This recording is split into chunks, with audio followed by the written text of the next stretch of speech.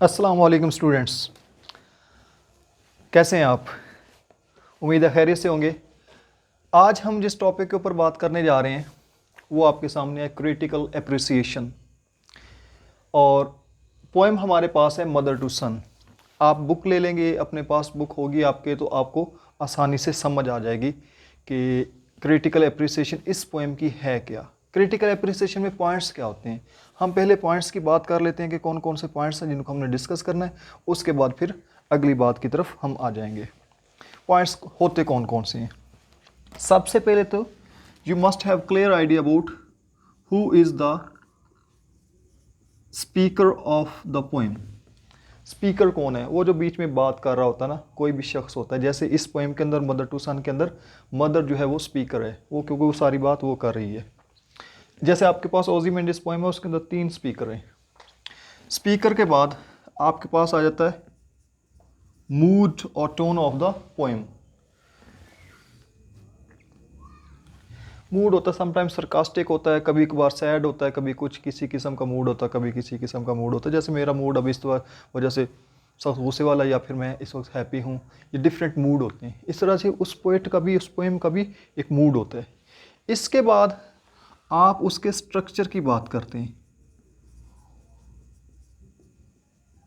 Sometime कोई आपके पास poem वेलेनल मिल जाती है, कोई सस्टेन मिल जाती है, कोई ऑक्टेव मिल जाती है।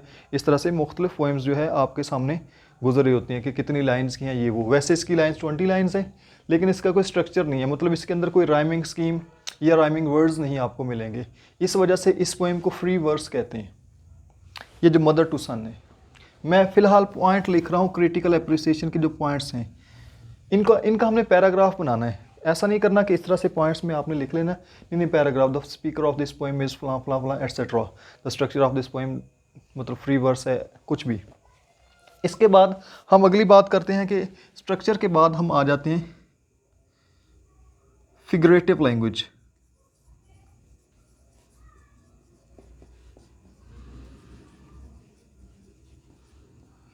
इसके अंदर फिगरेटिव लैंग्वेज कौन सी? सिमिली, मेटाफर, पर्सोनिफिकेशन, एनेक्टर की एटसेट्रा, एलिट्रेशन वगैरह जो है, इमेजरी वगैरह जो है। इमेजरी है तो कौन सी इमेजरी है, पर्सोनिफिकेशन है तो उसको हमने बताना है कि कहाँ से कहाँ यूज़ हुई है। और अगर मेटाफर यूज़ हुआ तो कौन सा मेटाफर है, एक्सटेंडेड मेटाफर है, कौन सा मेटाफर है, इसकी हमने बात करनी है। इसके अलावा आपके पास थीम आ जाता है। थीम में आप अगर अच्छी तरह से ये लिख दें कि डोमिनेंट थीम कौन सा है या सिर्फ बाकी थीम कौन से हैं, और आइडिया क्लियर हो जाएगा। जिन बच्चों ने ये पोएम पढ़ी हुई है उनको जैसे ही मैं स्पीकर की बात करूँगा तो उनके लिए आइडिया आसान हो जाएगा समझना कि वाकई यही पोएम है।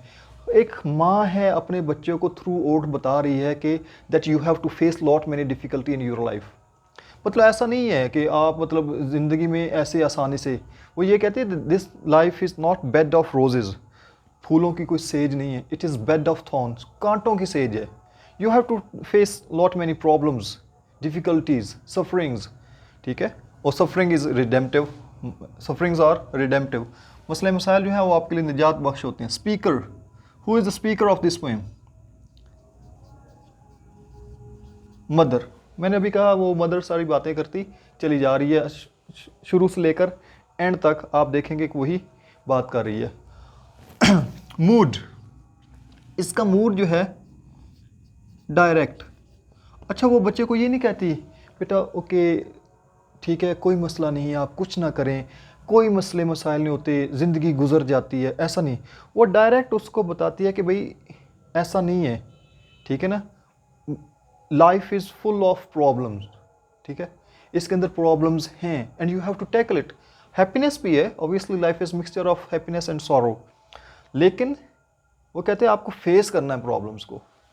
उसके बाद डायरेक्ट के बाद आप कह सकते हैं डाइडेक्टिक। अच्छा, डाइडेक्टिक मूड कौन सा होता है? ये टोन कौन सी होती है? ये टोन होती है जब आप किसी को समझा रहे होते हैं, आप किसी को पढ़ा रहे होते हैं कोई बात, ठीक है, वो डाइडेक्टिक इसकी टोन इसके अंदर आपके पास आ जाएगी। इस तरह से और डिफरेंट आप मूड वगैरह उसके अंदर यूज़ कर सकते हैं। स्ट्रक्चर की बात जब हम करते हैं, स्ट्रक्चर थोड़ी देर पहले मैंने कहा कि इसके अंदर राइमिंग वर्ड्स नहीं है, राइमिंग स्कीम नहीं है। कोई और पोएम आती है तो उसके अंदर राइमिंग स्कीम और राइमिंग वर्ड्स का क्वेश्चन जो कुछ आएगा तो हम उसको डिस्कस करेंगे। ठीक है, राइमिंग वर्ड्स क्या है, राइमिंग स्कीम क्या है। यहाँ पर इसके अंदर राइमिंग वर्ड्स नहीं है तो ये फ्री वर्ड्स है। ठीक है, हाँ इसका ये है कि 20 लाइन्स हैं इसकी। फिगरेटिव लैंग्वेज की जब हम बात करते हैं तो इसके अंदर आप देखें अगर पोएम को, सेकंड लाइन में life for me ain't been no crystal stair, यहां पर क्रिस्टल स्टेयर को हम इमेजरी भी कह सकते हैं, यानी कि जब भी हम क्रिस्टल स्टेयर का नाम लेंगे हमारे माइंड में उसका एक विजुअल इमेज क्रिएट हो जाएगा। मतलब हमें जैसे एक क्रिस्टल स्टेयर है ऐसे हम सोचेंगे अच्छा अच्छा ऐसा है, तो उसको कहते हैं इमेजरी। जब हम कोई बात पढ़ रहे होते हैं तो हमारे माइंड में उसका स्केच बन जाता है, उसको इमेजरी कहते हैं, क्रिस्टल स्टेयर। और वही क्रिस्टल से सिंबलिज्म भी है, तो हम कहेंगे इसके अंदर सिंबलिज्म भी यूज़ हुआ है। असल में सिंबलिज्म बहुत कमाल के यूज़ हुए हैं इस पोएम के अंदर, इस वजह से बाकायदा इसको, ये जो दूसरी लाइन है इसके अंदर जो क्रिस्टल स्टेयर है, ये क्रिस्टल स्टेयर क्या है, स्मूथनेस को या ब्यूटी को सिंबलाइज करता है। वो कहते हैं कि लाइफ जो है वो स्मूथनेस के साथ नहीं है ना, लाइफ जो है वो बहुत ब्यूटीफुल है, ऐसा नहीं है। वो डायरेक्ट, मैंने कहा मूड उसका ये है, टोन उसकी ये है, डायरेक्टिव पढ़ाने के स्टाइल में, उसको समझाने के स्टाइल में वो बात कर रही है। अच्छा, उसके बाद अगर हम बात करें कि हमारे पास 1 2 3 4 5 6 लाइन में फिर इमेजरी है, और फिर आगे आकर कोई 10वीं लाइन 11वीं 12वीं लाइन के करीब आप देखेंगे कि where there, where there, where के अंदर रा साउंड, देयर के अंदर रा साउंड, इसको कहते हैं कॉन्सोनेंस।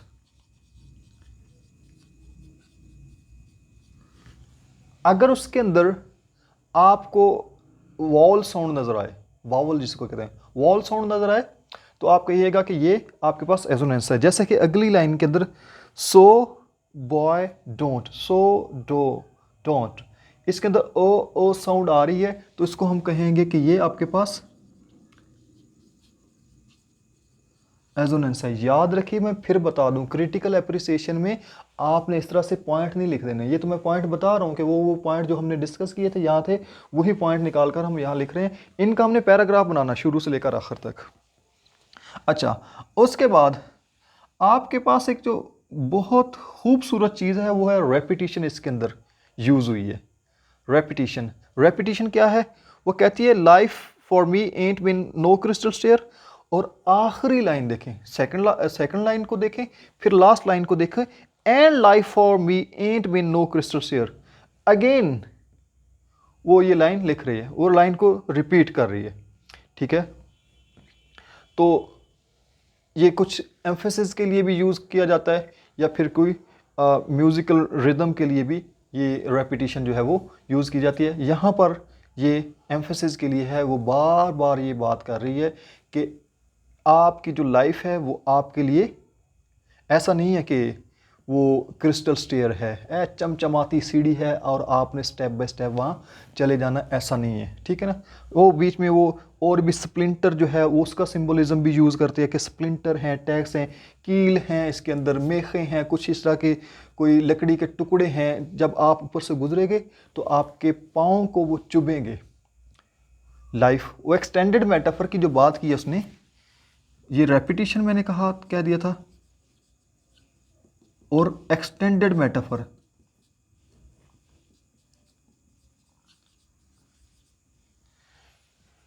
कि आपकी लाइफ को जो है वो कंपेयर किया गया है किसके साथ, एक स्टेयर के साथ।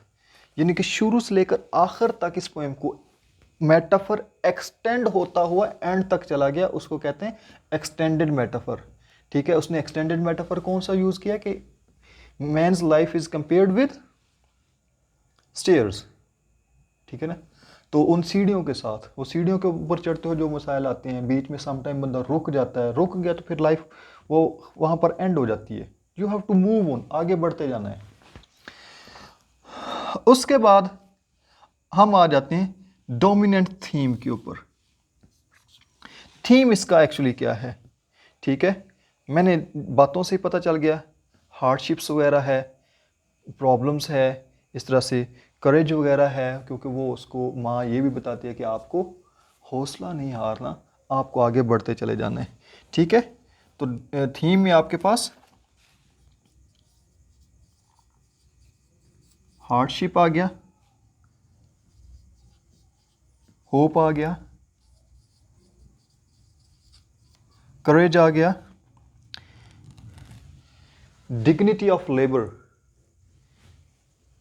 जो काम है ना इसकी अजमत को बयान किया गया है। ऐसा नहीं कि मुफ्ते में बैठे रहें चुपचाप करके आपके सामने सारी चीज़ें प्लेट में आपके रख दी जाएं, ऐसा नहीं है। Dignity of labour and determination,